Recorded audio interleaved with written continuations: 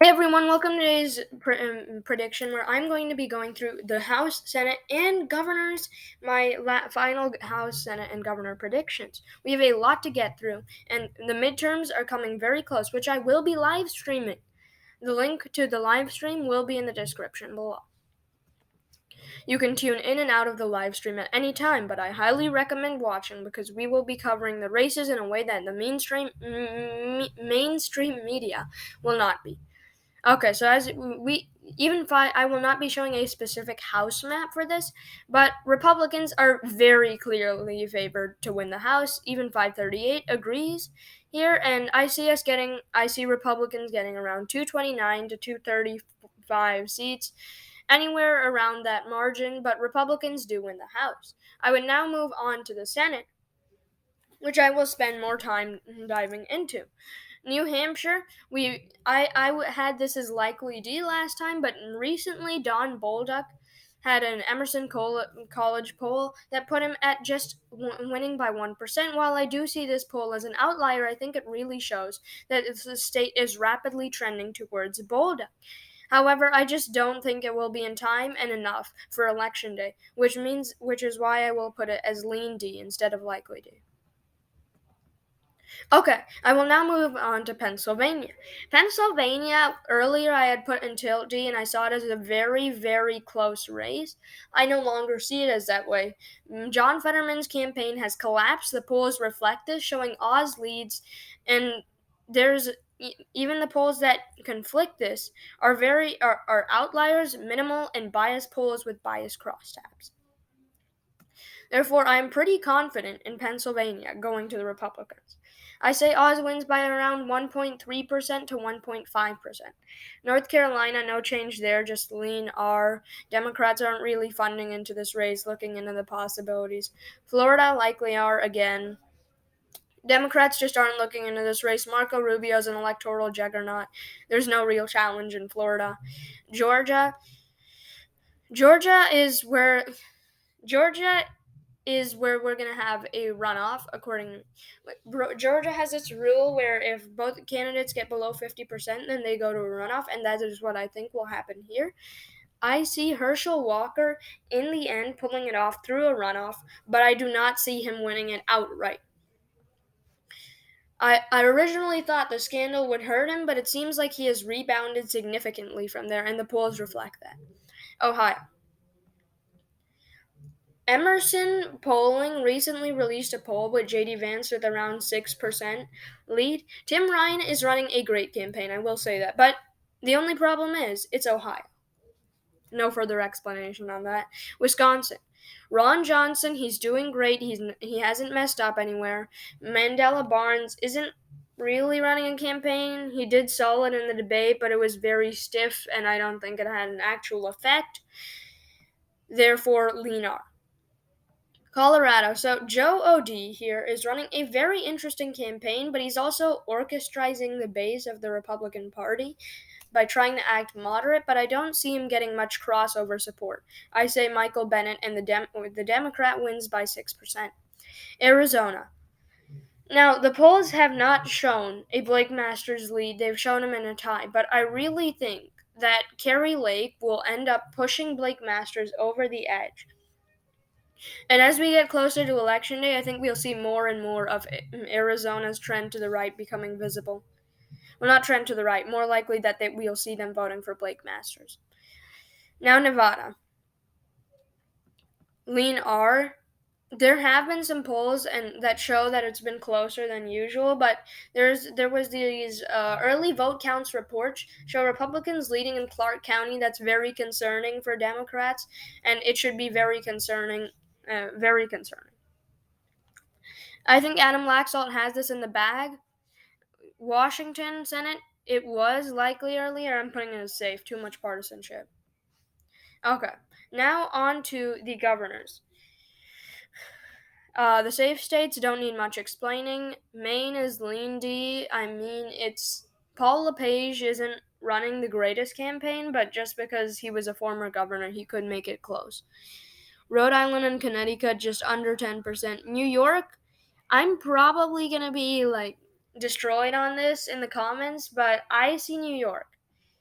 as Hochul +4. And the polls reflected Zeldin's running a great campaign. If he was in a swing state, he'd be destroying it, but he's not in a swing state, he's in New York. Sort of like a Tim Ryan situation, but the state's way more blue. I do. I know. I understand why people would be getting mad at me in the comments for putting New York as lean D, and I understand that. But I think ultimately it will be Hochul +4. Pennsylvania also lean D, and that actually really hurts my brain because New York and Pennsylvania are around the same margin here. Shapiro wins by around 3%. Doug Mastrino is doing absolutely horrible. He's getting no campaign funds. Shapiro is just flooding the ads with positive ads about himself, bad ads about Doug Mastrino. The Suburbans are going to be very scared and they're going to vote for Shapiro. And the polls reflect that. Florida, there's not even a challenge. Charlie Crist is running a terrible campaign, if you can even call it a campaign. DeSantis is just destroying it. Sort of basically like the Senate as well.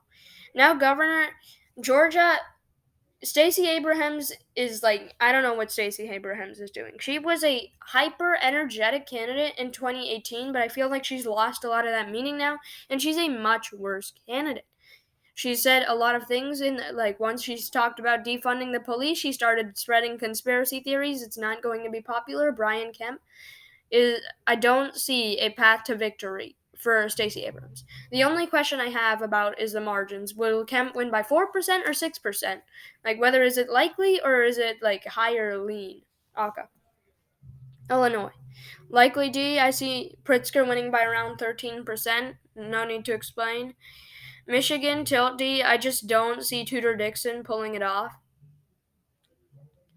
In time, if the election day boost she's getting is not it's not enough. Wisconsin, the governor, I think Ron Johnson will carry him over the line. I think Tony Evers is not running a very good campaign. Arkansas, and then I don't know why I wasn't there as safe earlier. Kansas, I'm putting it as tilt R. We haven't seen a single piece of polling from Kansas, which I'm actually extremely annoyed about. There's not a single poll on Kansas. But ultimately, I think Laura Kelly's popularity is very good. But I think the environment and Kansas is Kansas. They're a red state. In Texas, likely are. Betty O'Rourke running very bad campaign. Sort of like Georgia, hyper energetic in 2018. Not very. He's kind of lost his meaning. He's after the AR comments. Greg Abbott's not. Betty O'Rourke's not running a good campaign. New Mexico, it's lean D. I mean, earlier I had it as tilt R, but in the end, I think partisanship is bringing Democrats back to the bulk. Arizona is lean R. Carrie Lake is running a great campaign. She's destroying Katie Hobbs. Carrie Lake is running around the state. Katie, and pointing out that her opponent is refusing to debate her. Yet, Katie Hobbs is not exactly. Katie Hobbs is failing. She's not appearing. She's not answering reporters to the press, which gives Carrie Lake free range over her image and Katie Hobbs' image, and she's doing great at it. Nevada.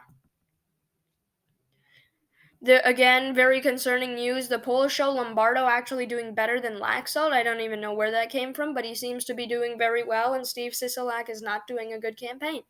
Oregon. Now, this is a tough one, surprisingly.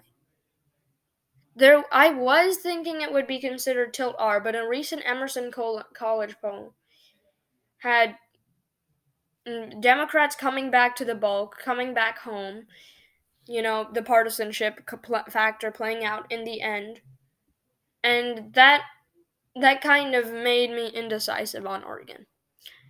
I'm putting it as tilt R. But I could definitely see it going to the Democrats here. Thank you for watching this video. Like and subscribe. I will also be covering the midterm elections, link in the description below. It will be extremely important to watch. The mainstream media will not cover it in the same way I will be covering it, and it will be very informative. You do not have to watch the whole stream. You can tune in and out. Thank you for watching, like, and subscribe.